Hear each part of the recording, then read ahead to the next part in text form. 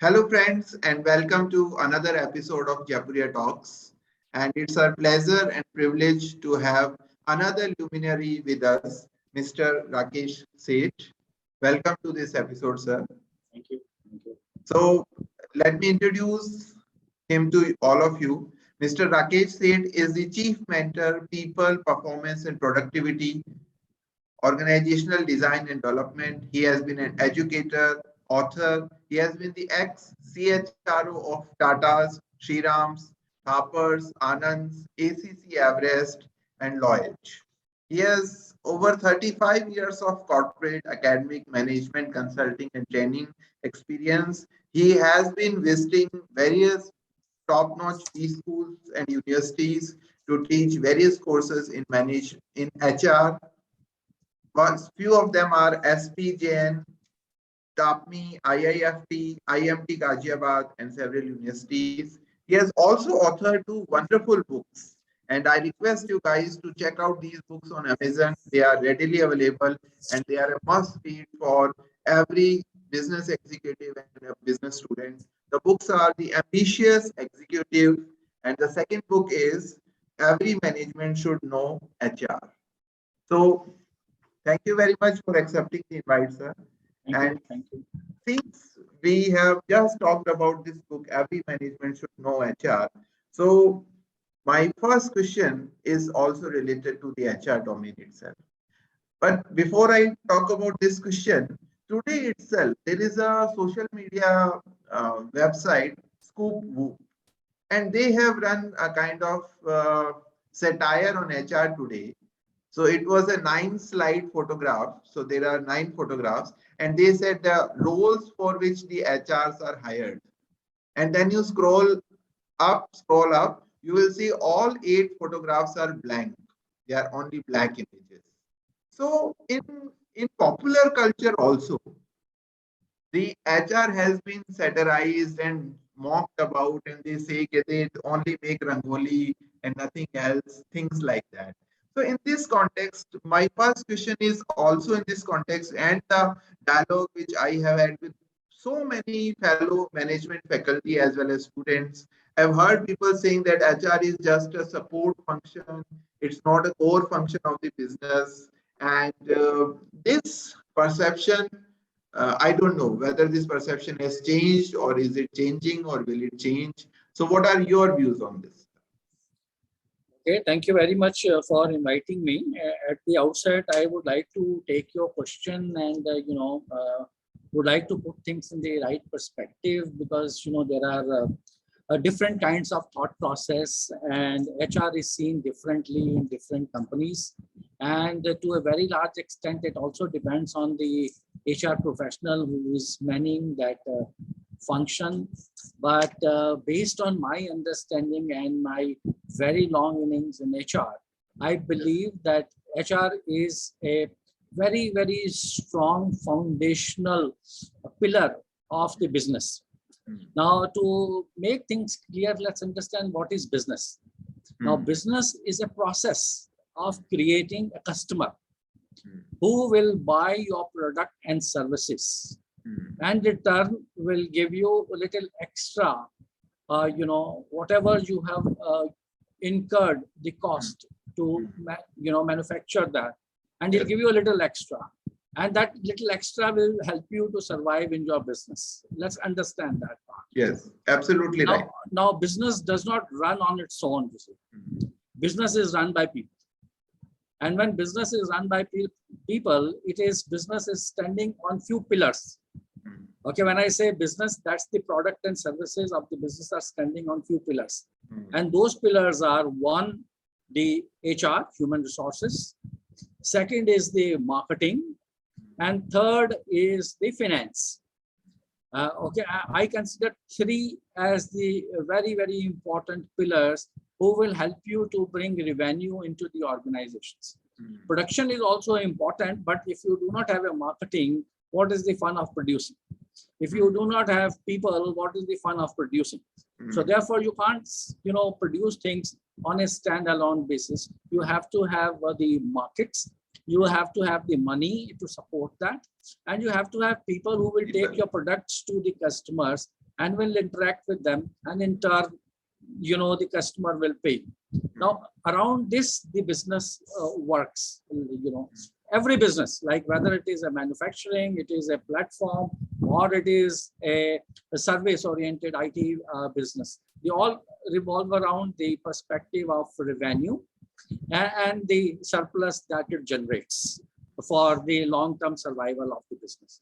Now, in this process, the people is the key function. When I say HR, I'll be referring to a people function. Now, even if you look at these startups, now in this startup also, if your co-founder is not selected properly, your business will not survive. You have seen many businesses which have not survived, although having a very good business model, because they have not been able to get the right kind of founders, or they have not been able to build the right kind of teams. So the businesses are run by the teams. So business is equal to teams. Now, as far as historical point that you have talked about, or the HR being mocked about that you have talked about, now this generally happens in the organizations where the HR is either not servicing the people very well, or HR is not interacting with the people very well. And HR is not very transparent in terms of communicating to the people what the business is. Because what the people expect, when I say people, that's the employee expect, as if the HR is running the business. Now, HR in the business is the responsibility of the CEO, and HR function per se is a support to the CEO, because it is ultimately the leadership who derives the people related functions, and HR is to ensure that it is run in a manner which meets with the culture of the organization, meets with the customer requirements, meets with the business requirements. That's what the role HR plays in terms of ensuring that the organization has right kind of people at all points in time. Now, as far as your question on the Rangoli is concerned, I would very specifically would like to answer that, because the HR has to handle three functions, which I call the three W's. And these three W's are the well-being, second W is the welfare, and the third W is the wellness. Wellness is related with the health aspects of the employees, which has been prime consideration post-COVID. Okay, and welfare is to ensure that people are adequately engaged, their families are adequately engaged, by organizing various festivities in the organization.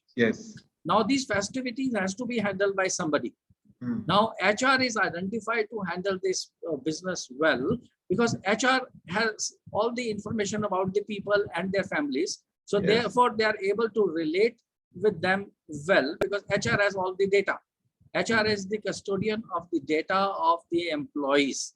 And hence, HR is given this responsibility to organize all welfare related programs that happens in the organizations, in terms of festivals, in terms of, these birthday parties, and also other sports events. Now, this is how HR helps the organization to engage socially with the employees and the extended family of the employees, which in my view is a very critical function for the HR, because HR does not exist only for the business, but HR exists also for the people and their families. And third W is the well-being. Now, that is ensuring that the employees are emotionally balanced and also socially connected and financially sound, and healthy enough to stay and service the organization under all kinds of circumstances. And that's where these three W's have taken a front seat in the post-COVID environment. So I hope I have been able to answer this question. Absolutely, sir. You have very well explained that what is the function of HR. And this statement is very insightful, that actually CEO of the company is the HR head, and the entire HR team is a support function in creating the culture in that organization. Coming to your book only, that every manager should know HR. So sometimes people come and say that why there is a dual specialization, like why when I have to go into marketing or finance, why should I study HR additionally? This is what students think, that if I'm taking marketing and HR, whereas in your book you are arguing that every manager should know some tricks, some skills, some theoretical knowledge from the HR domain. So can you elaborate a little bit, like how a marketing person or a finance person should know HR, and where are the places where they will be use these skills? Okay, that's a very good question. This book, which is also there with me, Yes, is sir. primarily written for the HR for non-HR guys. Yes.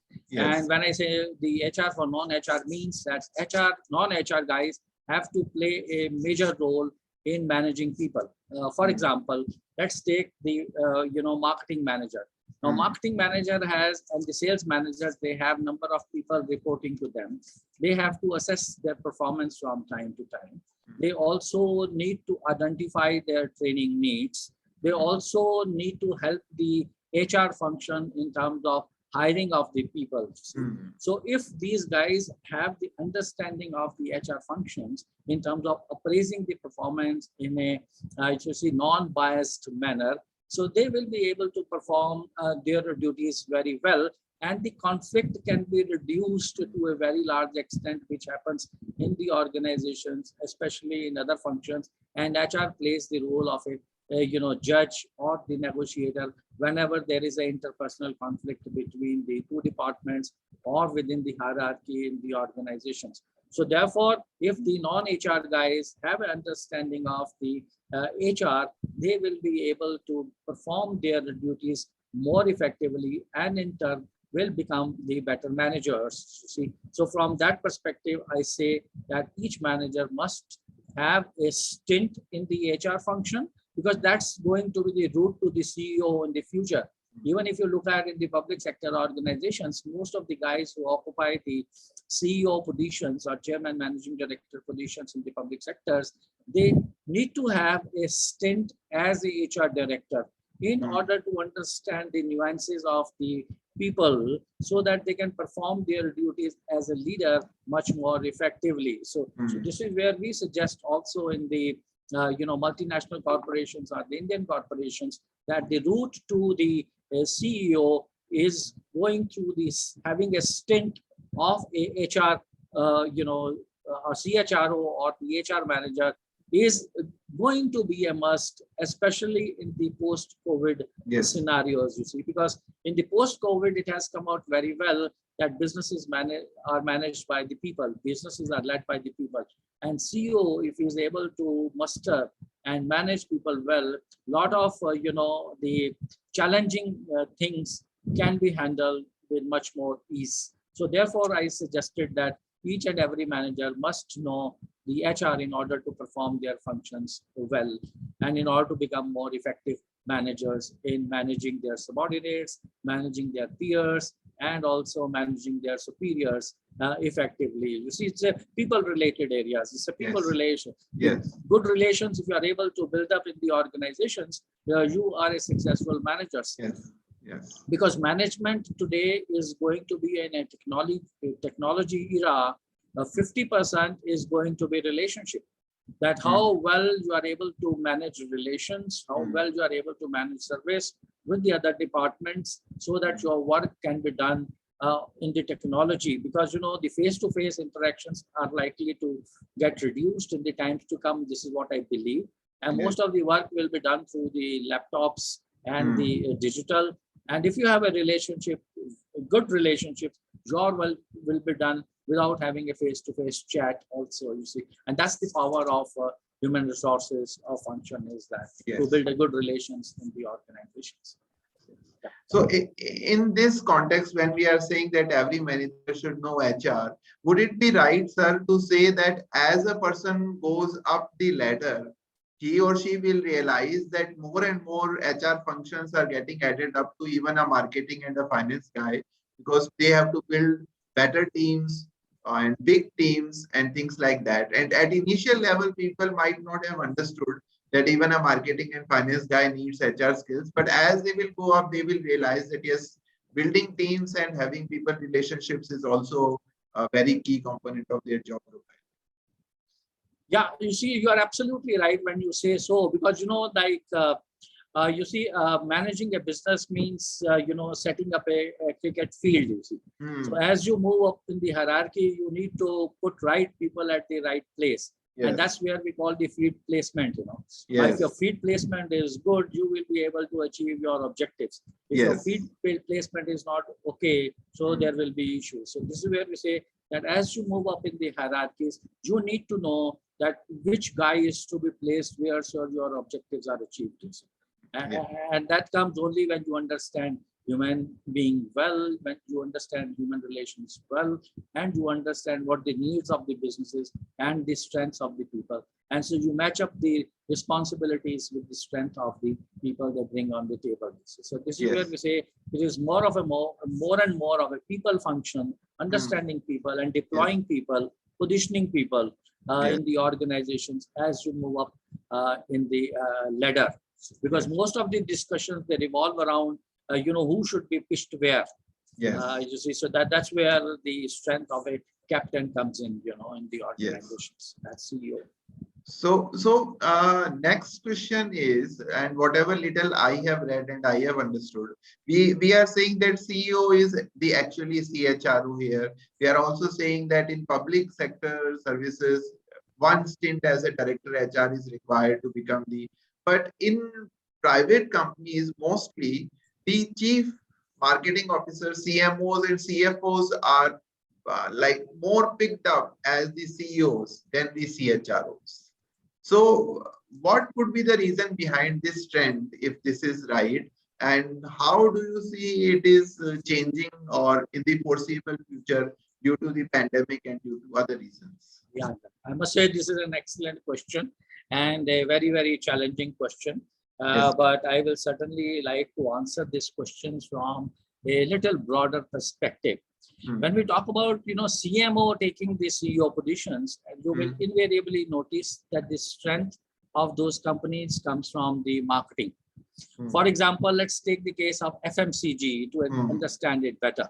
So when you have a FMCG companies or the platform companies, they are more market-driven companies. And invariably, you will find that the route to CEO in the FMCG company is through the marketing areas. So that's where you have to interact with the dealers, you have to interact with the marketing, and you have factories which are automatic in the sense that they are producing, and they need a very strong guy to handle the competitive environments, because that's a volume-driven business. And for a volume-driven business, you need to have a guy who has a bias for marketing, who understands, who is born, brought up in, in the markets, you see. So therefore, the marketing organizations prefer a marketing guy. But, typically the public sector organizations or the engineering organizations, or let's say to some extent the telecom organizations, service-oriented organizations, even the HR guy can move into those kind of areas. But if you're talking about highly tech-driven companies, typically like Google, Microsoft, or for that matter, you see these Wipro, etc. Now they prefer a guy who has a CTO background, who come from the technology, because the strength of that organization is technology, you see. And therefore, invariably, you will find that the technology-driven companies prefers a CTO, a guy who has a bias for technology, who understands technologies. But if you are going to derive your strength from a, typically like the disruption organizations, when the Apple started, for example, the Apple, when I'm talking about the second innings of Apple, now the strength of the people who were there looking for was the marketing guy, like who can take the product to the markets and then create a disruption in the markets, you see. And that's why you find that in those companies, typically the design get preference over many other functions, you see. So when we talk about, HR occupying a CEO, it is not that in all the companies HR will occupy a CEO position, but the route to CEOs is going to be through HR, either as a part of job rotations or having an indirect responsibility capacity to handle HR directly or indirectly, so that he should have a pulse on the people in order to drive the business. You see, that this is what the point which I'm trying to make, that especially in the post-COVID, it will happen more so. Like next decade is of HR. This is what I say, because 2008 onwards till 2017-18, it was a decade of the finance guys. But after the massive transparencies which have taken place, that everything is online, all data are online, the finance has also taken a back seat, you see. And the funds are easily available, you see. Now funds are not given based on the face of the people, but funds are given based on the balance sheet that you create, which is a genuine balance sheet. So there the CFO has a very limited role to play, and that's why you find that in the post-COVID, it is the HR who is going to be a co-pilot, you see. If the CEO is the pilot, then HR is going to be the co-pilot in large organizations. So I just wish that happens. And maybe in 2028, somebody is watching this video on YouTube and commenting that, yes, this has happened. Yes. So since we are talking about the disruptive companies and organizations, let's talk a little bit about the new work culture, that is work from home also. But even before that also, there are so many companies which are not manufacturing, they are not product driven, and they do things which are very offbeat, like Amazon, Meta, Facebook, Instagram. So in organizations like this, what kind of HR practices do you think, how they are different from the traditional conventional organizations? And in the post-pandemic work from home scenarios, what kind of new roles you foresee for HR?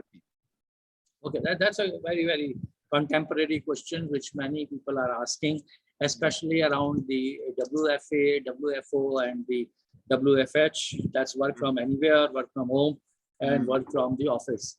Now, what I foresee that the future is going to be a blended, in the sense that people would like to work from wherever they feel like. Like if they want to work from home, they can work from home. If they want to work from the office, they can work from the office. If they want to work from anywhere, from the Starbucks, they can work from the Starbucks. So the point which I'm trying to make is that the future is blended, because organizations have also realized that they are more interested in the results and less interested in seeing the face of the people, which used to be the scenario in the pre-COVID era. Okay. However, this hangover has still not been out from the many educational institutes where they want people to be present throughout the day, even if there is nothing to do as such. But the future is going to be that if you have work, you are in the office. If you do not have work while you're sitting in the office, you can go home and work from anywhere. Okay, so this is what I foresee the future would like to be. And coming on to the Amazon and platform companies, typically like Flipkart, Amazon, etc. You see, their businesses, they are generating revenue from where? They are not generating revenue from any physical space. They are generating revenue only through the platform. And so therefore, they are able to relate it well. Whether the person is sitting in the office or whether he is not sitting in the office, we are only concerned that the product which the people have bought, that should be delivered to them within a specified time period. Let's say we are talking about now 10 minutes. Of course, that is not possible to deliver a product in 10 minutes. But these organizations' strengths will come from the supply chain. Now, how well supply chain they have, made or handled, you see. And that's why you find that the people who will occupy the senior positions or CEO positions in these kind of organizations, they will invariably will come from the supply chain background, you see. Because supply chain is a very powerful, activity in the platform domains. Now, the HR function in the platform domain is very, very challenging, because you are dealing with the permanent people also, you are dealing with the contractual people also, and it is your responsibility to ensure that the compliances of all kinds are carried out, and the right treatment is meted out to these people. Now, if the right treatment is not meted out to these people, you will see a trend of unionization which you are seeing in the overseas markets like Yes. Starbucks and Amazon. The Yes. unionization is becoming more effective, more active.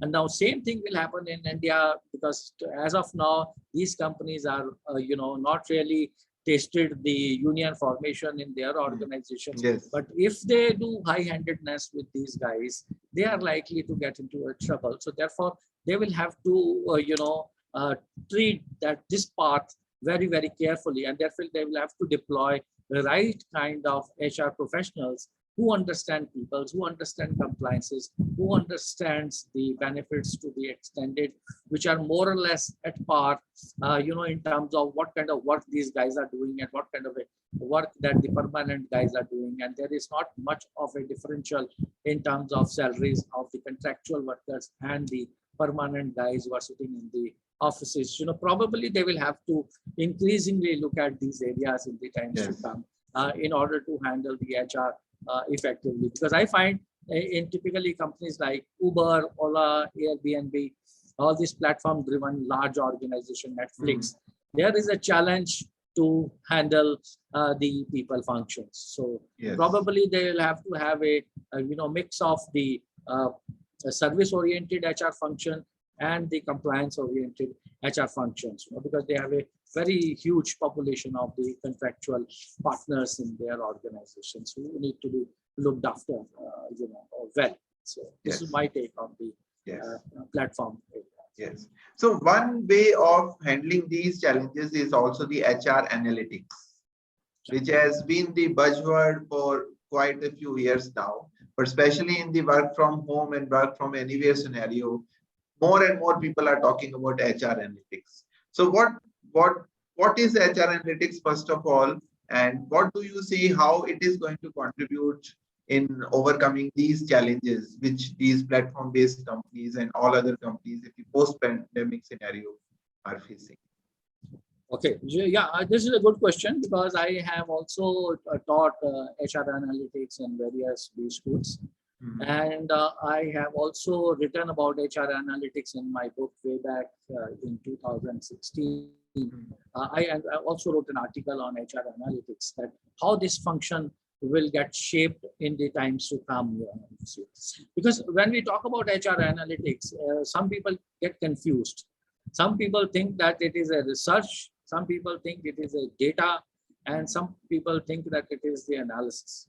Now, whereas the HR analytics is the combination of all three, you need to understand data, you need to understand how the data has to be analyzed, and you need to derive insights from the analysis. And based on the insights that we derive from these analysis, we need to take decisions. And those decisions are primarily the analytics part of it. So how creatively you think based on the insights that you have created from the data that you have analyzed, and you need to take a decision based on that. Because in the times to come, the HR is becoming more and more evidence-based. HR is becoming more and more data-based. It is no longer a opinion-based functions. What it used to be in the early 90s and the early 80s, So earlier it used to be that this is what my opinion is, and this opinion is final, and therefore go ahead with these opinions and take a decision. In today's environment, especially from last decade or so, or last 5 years to be more precise, the organizations have started making decisions based on the data. For each and every activity in the organization, there is a data, there are data points, and then we draw the analysis from those data points, and then take a call as to what needs to be done. So whatever data reflects, to take the help of the hindsights, the present scenarios, and the foresights, the predictive part of it. So HR is more likely to become a predictive functions, because earlier we used to predict based on the opinions and the gut feel, but now onwards we will be predicting based on the gut feel plus the data that you have. You cannot remove the gut feel. Gut feel is always a hunch or gut feel. That's important area, which comes with the wisdom, which comes with the experience. If you have a data And if you are a very gutsy guy, so you can become an excellent HR professional in the times to come. And in my view, all the activities in HR, whether it is a recruitment, selection, onboarding, engaging, or retaining. Now, all decisions pertaining to that, you see, will be taken based on the data. Again, that's where the HR analytics and the work for analytics are taking a very prime positions in the organizations. And that's when we say HR analytics is basically a technology, the companies which are tech biased, those who have very large number of employees, they will prefer to take decisions based on HR analytics. But the companies which are manufacturing driven, there it may takes time. Let me explain that with the help of an example. You will understand that better. Yes. Now, typically the IT companies, the manpower cost revolves around 45% to 50%. You see. Whereas in the manufacturing companies, the manpower cost on an average revolves around, somewhere around 6% to 12%. Yes. So now the decisions of even 1% here and there in the service organizations or IT-based organizations where 3 lakhs people are working, 2 lakhs people are working, that runs into $1 million. Whereas in the manufacturing sector where the cost of employee is around 6 to 10%, it does not affect so much, you see. So therefore, the IT-driven companies or platform-driven companies where the manpower cost is high as a component of the total turnover, the HR analytics is going to be applied for each and every activity that is performed. Whereas in the manufacturing sector, this activity is likely to be performed only if they see some financial benefits they are likely to have. Now they say because HR analytics is the expensive proposition, you have to deploy people.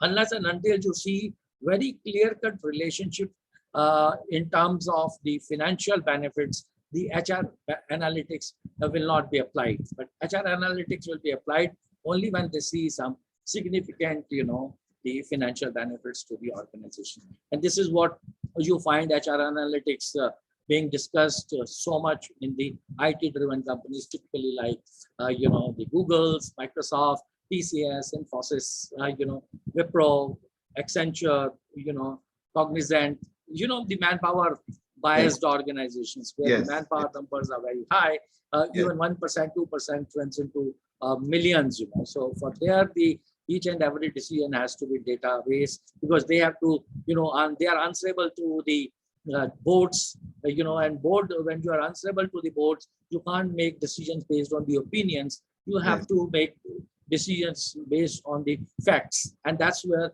analytics is coming into the forefront in these organizations. And more so, all these companies are, quarterly giving figures to the shareholders and also to the, boards, that what is their manpower cost, what is the turnover of the manpower, what is the number of people who have been developed, what is their attrition rates, what is their recruitment costs, because that's getting into the major component of the cost factors. And hence, they deploy the analytics in order to be more objective in their decision making and not biased, appears to be biased to the collaborators, to the customers, and to the stakeholders, so that there is an objectivity in each and every decisions that is made by the HR in the organization. And hence, HR analytics is being talked about so much, but it is not so much in the small organization, but it is helpful for the medium and large organizations where they can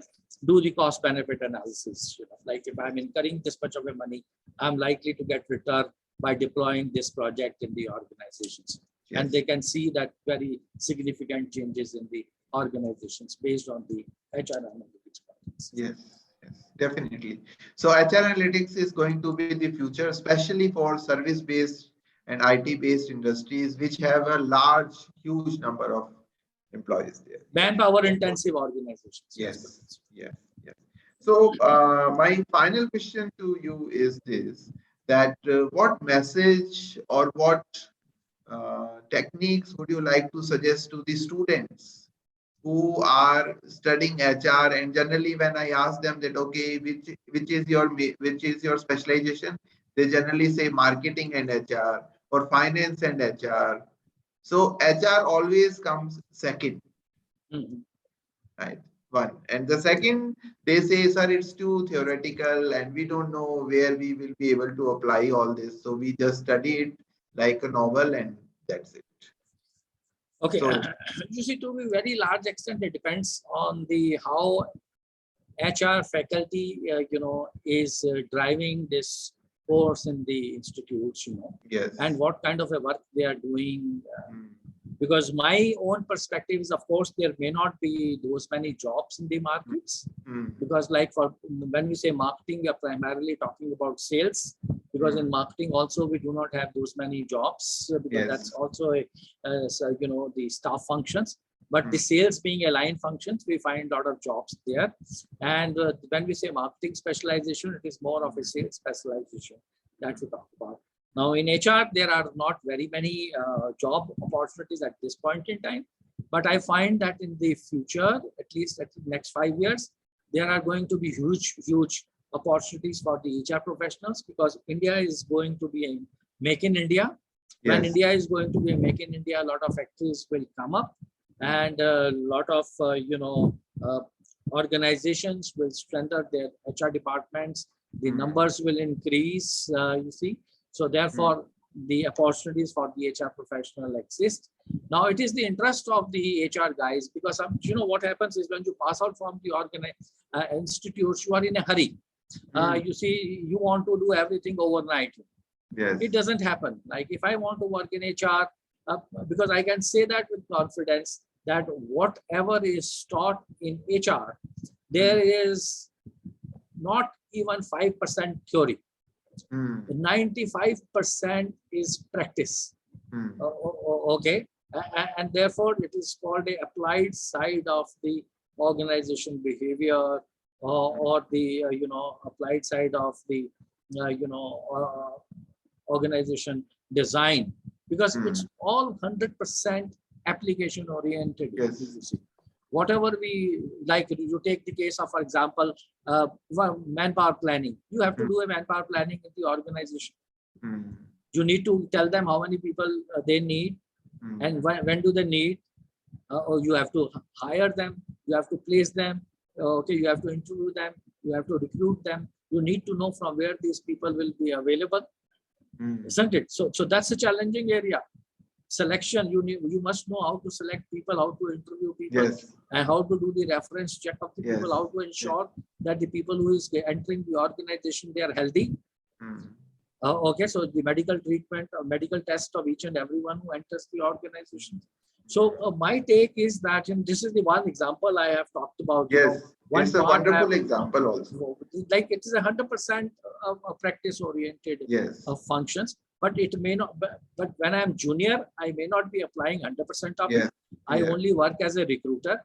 But as I grow up in the stature in the organization and occupy a HRBP role or the CHRO role, I will have to apply each and everything, because I become a business HR or a corporate HR. So I need to have a feel of the compliances, like you study the employment laws. Now you have to 100% comply with the employment laws that you have studied. That's also practice oriented.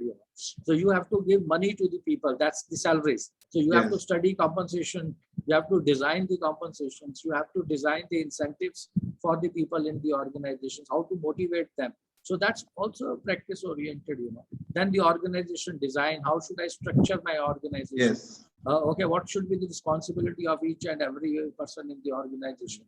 How the communication will flow in the organization, and how the delegation will work in the organization. So I have to create a manual for the organizations, like who will do what, how will I standardize the decision-making process, how will I bring in the uniformity.